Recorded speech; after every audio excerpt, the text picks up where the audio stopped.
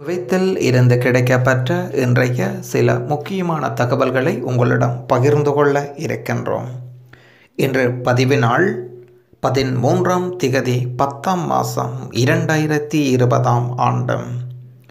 குவைத்தில் பொது போக்குவரத்து நேரங்களில் சமூக இடைவெளிகளை பின்பற்றாமல் பெரும் மக்கள் நெரிசலில் பயணத்தை மேற்கொள்கின்றார்கள். குவைத்தின் இன்றைய தங்கம் வெள்ளி நிலவரங்கள். 22 கரட் தங்கத்தின் பெறுமதி 18.6 தினார். 24 கரட் தங்கத்தின் பெறுமதி 19.42 தினார். வெள்ளியின் பெறுமதி 0.25 தினார். குவைத் தமிழ் மக்கள் சேவை மையத்தின் சார்பாக அக்தர் அலி சையீத் பாபு அவர்களுடைய உடல் தாயகம் அனுப்பி வைக்கப்பட்டிருக்கின்றது. குவைத்திலிருந்து கத்தார் விமானத்தில் இன்று தாயகம் உடல் செல்கின்றது. சென்னையை சென்றடையும் அங்கிருந்து சொந்த ஊருக்கு குவைத் தமிழ் மக்கள் சேவை மையம் ஏற்பாடு செய்த இலவச ஆம்புலன்ஸ் மூலம் கொண்டு செல்லப்படுகின்றது. அக்தர் அலி உடல் தாயகம் அனுப்புவதில் ஆவணங்கள் தயார் செய்வதில் பெரும் சிக்கலான சூழ்நிலை இருந்தது. உடல் அடையாளம் கண்டுபிடிப்பதிலும் சிக்கல் இருந்தது. அக்தர் அலி உறவினர்கள் யாரும் குவைத்தில் இல்லை. அப்படி இருந்தும் தமிழ் மக்கள் சேவை மைய நிர்வாகிகள் உடல் அடையாளம் கண்டு பல கடினத்துக்கு மத்தியில் இன்று தாயகம் அனுப்பி வைக்கப்பட்டது. உடல் தாயகம் அனுப்பும் அனைத்து பணிகளையும் குவைத் தமிழ் மக்கள் சேவை மையம் செய்ததும் குறிப்பிடத்தக்கது. அக்தர் அலி உடல் தொடர்பான பழைய புகைப்படம் பரவலாக சமூக வலைத்தளங்களில் பரவி வருகின்றது. பழைய தகவல்களை பகிர வேண்டாம். குவைத்திற்கு வருகை தந்துள்ள மத்திய பெட்ரோலிய மற்றும் இயற்கை எரிவாயு அமைச்சர் தர்மேந்திர பிரதான் அவர்கள் குவைத் இந்திய தூதரகத்தில் உள்ள தேச தந்தை மகாத்மா காந்தி அவர்களின் சிலைக்கு மாலை அணிவித்து மரியாதை செலுத்தியுள்ளார். மறைந்த குவைத் மன்னர் அமீர் ஷேக் சஃபா அல் ஜாஃபர் அல் சபா அவர்களின் மறைவுக்கு இந்திய சார்பில் அஞ்சலி செலுத்த 2 நாள் பயணமாக குவைத் வருகை தந்துள்ளார் என்பதும் குறிப்பிடத்தக்கது.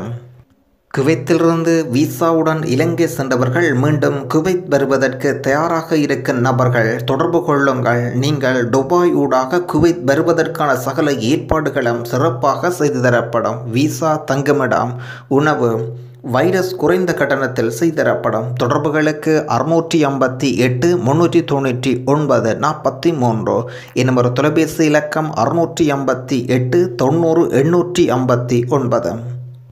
குவைத் அமைச்சரவை இன்றைய கூட்டத்தில் சுகாதார விதி மீறல்களுக்கு அபராதம், சிறை மற்றும் 34 நாடுகளின் தடை நீடிப்பு உட்பட பல முடிவுகள் எடுக்கப்பட்டிருக்கின்றது. குவைத்தில் வைரஸ் பரவல் அதிகரித்து வரும் நிலையில் நடைபெற்ற அமைச்சரவை கூட்டத்தில் சுகாதாரத்துறையின் விதிகளை கடைபிடிக்காமல் தருவர்கள் அபராதம் விதிப்பது மற்றும் சிறையில் அடைப்பது உள்ளிட்ட பல்வேறு கடுமையான முடிவுகள் எடுக்கப்பட்டுள்ளது. அதன்படி வைரஸ் பரவல் அதிகரித்து வரும் நிலையில் சுகாதார தடுப்பு வழிகாட்டுதல்களை கண்டிப்பாக அமுல்படுத்த நடைபெற்ற அமைச்சரவை கூட்டத்தில் முடிவெடுக்கப்பட்டது. நோய் பரவல் தடுக்க சுகாதார வழிகாட்டுதல்களை பொதுமக்கள் பின்பற்றப்படுவதை உறுதி செய்ய சம்பந்தப்பட்ட அதிகாரிகள் அறிவுறுத்தப்பட்டுள்ளது. மீறல்கள் செய்பவர்களுக்கு எதிராக நடவடிக்கை எடுக்க சுகாதார அமைச்சகத்துக்கு அதிகாரம் வழங்க சட்டமன்றத்துக்கு ஒப்புதல் கோரி கடிதம் அனுப்பி வைக்கப்பட்டது. இதேபோல் முகமூடி அணியாதவர்களுக்கு உடனடியாக அபராதம் விதிக்க அதிகாரம் வழங்கவும் சட்டத்தை வழங்கவும் அதிகாரிகளுக்கு கடிதம் சமர்ப்பிக்கப்பட்டுள்ளது. அபராதம் 50 தொடக்கம் 100 தினார்கள் வரை விதிக்க உத்தேசிக்கப்பட்டுள்ளது.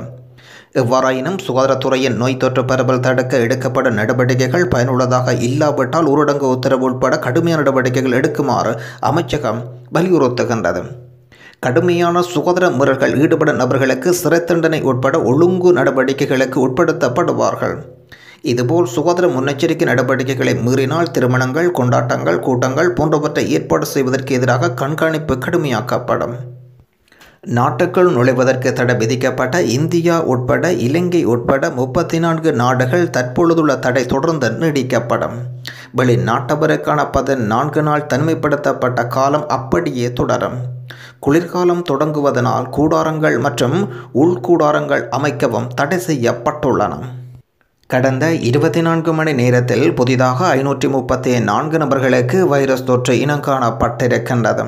கடந்த 24 மணி நேரத்தில் 6 நபர்கள் சிகிச்சை பலனின்றி உயிரிழந்திருக்கின்றார்கள். அவசர சிகிச்சை பிரிவில் 139 நபர்கள் சிகிச்சை பெற்று வருகின்றனர். வைரஸினால் பாதிப்படைந்த நபர்களின் மொத்த எண்ணிக்கை 1,11,893 நபர்கள் ஆகும். அமீரர் அவர்களின் இந்திய அமைச்சர் சந்திப்பு, குடியரசுத் தலைவர் பிரதமர் இரங்கல் கடிதங்களை கைமாறப்பட்டிருக்கின்றது. மறைந்த அமீர் ஐயா அவர்களுக்கு அஞ்சல் செலுத்தும் விதமாக இந்தியாவின் சார்பில் மத்திய பெட்ரோலியம் மற்றும் இயற்கை எரிவாயுத்துறை அமைச்சர் தர்மேந்திர பிரதான் அமைச்சர் அவர்கள் குவைத் பெட்ரோலியத்துறை அமைச்சர், இந்திய தூதுவர் உட்பட்டவர்கள் விமான நிலையத்தில் நேரடியாக சென்று அமைச்சரை வரவேற்றிருந்தனர். இன்றைய தினம் அவருக்கான இரங்கல் கடிதம், பிரதமர் உடைய இரங்கல் கடிதங்கள் மன்னர் அமீரிடம் வழங்கினார்கள். அடுத்து தன்னுடைய இரங்கலை தெரிவித்தார். தொடர்ந்து இந்திய தூதரக அதிகாரிகள் யார் தன்னுடைய இரங்கல் மன்னர் அவர்களை தெரிவித்தார். பின்னர் புதிய மன்னராக பதவியேற்ற நிகழ்வுகளுக்கு வாழ்த்துக்கள் இருவரும் தெரிவித்தனர். இந்த சந்திப்பு நிறைவடைந்த நிலையில் குவைத்தின் பெட்ரோலியத்துறை அமைச்சர் அவர்களுடன் அரசு சார்ந்த சந்திப்பு நடைபெற்றது. குவைத்தில் ஆசியாவைச் சேர்ந்த கும்பல் சிக்கினார்கள். புலனாய்வு அதிகாரிகளினால் சூதாட்டத்தை கண்டுபிடித்து இவர்கள் சிக்க வைக்கப்பட்டிருக்கின்றார்கள். ஆசியாவைச் சேர்ந்த கும்பலாக கூறப்பட்டிருக்கின்றது. சூதாட்டம் இடம்பெறும் வேளையில் இவர்கள் கைது செய்யப்பட்டிருக்கின்றார்கள். சந்தேக நபர்களின் குடியிருப்பில் சோதனை நடத்தியதிலிருந்து 197 தினார் பணமும் மற்றும் கைத்தொலைபேசிகள் மற்றும் சூதாட்ட பொருட்கள் பறிமுதல் செய்யப்பட்டிருக்கின்றது. சம்பந்தப்பட்ட அதிகாரிகள் மேலதிக வழக்கு பதிவு செய்து விசாரணைகள் துவங்கியிருக்கின்றது. மறைந்த குவைத் நாட்டின் முன்னாள் அதிபர் ஷேக் சஃபா அவர்களுக்கு இன்று காலை 10 மணிக்கு குவைத் நேரம் மாலை 5 மணிக்கும் ஐக்கிய நாடுகள் சபையில் அஞ்சலி நிகழ்ச்சிகள் நடைபெற உள்ளதாக விசேட அறிவிப்பு வெளியிடப்பட்டிருக்கின்றது. குவைத்தின் இன்று கூடிய அமைச்சரவை கூட்டத்தில் எடுக்கப்பட்ட முக்கிய முடிவுகள் சுருக்கமான முறையில் நேரடியாக குவைத் நாட்டுக்குள் நுழைய 34 நாடுகளின் மீதான தடை தொடரும். குறிப்பாக இலங்கை, இந்தியா. உள்ளே நுழைபவர்கள் 14 நாட்கள் தனிமைப்படுத்த முறை தொடரும்.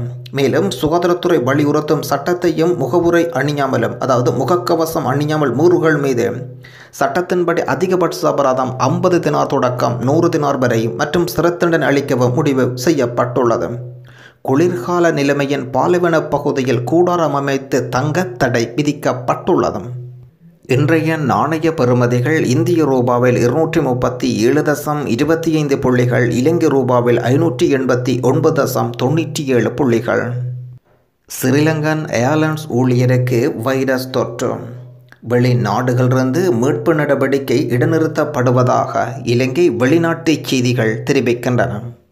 இலங்கையர் ஒருவரின் கருத்து: இலங்கை வைரஸை கட்டுப்படுத்திய நாடுகளின் பட்டியலில் 1 என்ற பெயர் எடுப்பதற்காக போட்டி போட்டுக்கொண்டு முயற்சி செய்த அரசியல்வாதிகளுக்கு தற்பொழுது அவமானமும் முடக்குவாதமும் ஏற்பட்டுள்ளது. அரபு நாடுகளில் தொழிலுக்கு சென்ற இளைஞர்கள் நாடு திரும்பினால் நாட்டில் வைரஸ் பெருகும் என்று கத்தியவர்கள் அவர்களை வரவிடாமல் தடுத்து அரசுக்கு தற்பொழுது மிகப்பெரிய அவமானம் ஏற்பட்டுள்ளது. வெளிநாடுகளில் இருக்கின்ற இளைஞர்களை நாட்டுக்கு வரவழைத்தால் நாட்டில் வைரஸ் பெருகிவிடும் என்று சொன்ன அரசு இப்பொழுது நாடு முழுக்க நோய் தீவிரமாக பரவிக்கொண்டிருப்பதை என்ன செய்ய போகின்றார்கள் என்று நாம் எதிர்பார்த்து காத்திருக்கின்றோம். வெளிநாடுகளில் இருக்கின்ற இளைஞர்கள் மூலம் வைரஸ் பரவுவதாக கூற அவர்கள் வரவிடாமல் தடுத்து கொண்டிருந்த அரசுக்கு தற்பொழுது கடவுள் மிகப்பெரிய தண்டனையை ஏற்படுத்தி விட்டான். இளைஞர்களை நாட்டுக்கு வர முடியாமல் தடுத்து கொண்டிருக்கும் இந்த அரசுக்கு அந்த மக்களின் சாபக்கேடுதான் இத்தனைக்கும் காரணம் என்று நாம் நினைக்கின்றோம். அதே நேரத்தில் அரசாங்கத்தின் சொந்தக்காரர்கள் மற்றும் அவர்களுக்கு வால் பிடித்தவர்கள் எல்லாம் அரசு திட்டமிட்டு வரவழைத்து கொண்டது. அதை நீங்கள் நன்கு அறிவீர்கள். வசதி இல்லாத, வாய்ப்பு இல்லாத ஏழை மக்கள் ஆங்காங்கே முடங்கி கிடக்கின்றார்கள். அவர்களுக்கு அரசு உதவவும் இல்லை, சொந்த செலவில் நாட்டுக்கு வருவதற்கு விமான சேவை நடத்தவும் இல்லை. அதே நேரத்தில் கடந்த 1 மாத காலமாக கார்கோ விமானம் ஒரு சிலரை நாட்டுக்கு வரவழைத்து கொண்டிருந்தார்கள். ஒரு நாளைக்கு 40 பேர் என்ற வீதத்தில் வரவழைத்து கொண்டிருந்தார்கள். ஆனால் ஜனாதிபதியும் புலனாய்வு பிரிவுக்கு கிடைத்த ரகசிய தகவலின்படி நிறைய முறைகேடுகள் நடைபெற்றிருப்பதாக கிடைத்த செய்திகளை வைத்து ஜனாதிபதி அறிவித்திருக்கின்றார். அதனால் அதனை உடனடியாக நிறுத்துவதாக அறிவித்திருக்கின்றார். அதை உடனடியாக நிறுத்துவதாக அரசு சென்ற வாரம் அறிவித்தது. எனவே இலவு காத்த கிளி போல் இன்னும் நாட்டுக்கு வர முடியாமல் இலங்கை உறவுகள் இருக்கின்றார்கள். ஜனாதிபதி தெரிவித்திருப்பதாக கூறப்படுகின்ற தகவலில் இலங்கை தூதரக அதிகாரிகள் இவ்வாறான திருட்டு வேலை செய்திருப்பதாக ஜனாதிபதியின் இரகசிய புலனாய்வு துறைக்கு கிடைத்த தகவலை ஜனாதிபதி அறிவித்திருப்பதாகவும் அவர்கள் உடனடியாக கைது செய்ய வேண்டும் நாம் வேண்டிக் கொள்கின்றோம். நன்றி. மீண்டும் இன்னும் ஒரு குவைத் பற்றிய தகவல் ஒன்றில் உங்களை சந்திப்போம். தகவல்கள் மொழியாக்கம் குவைத் தமிழ் பசங்க.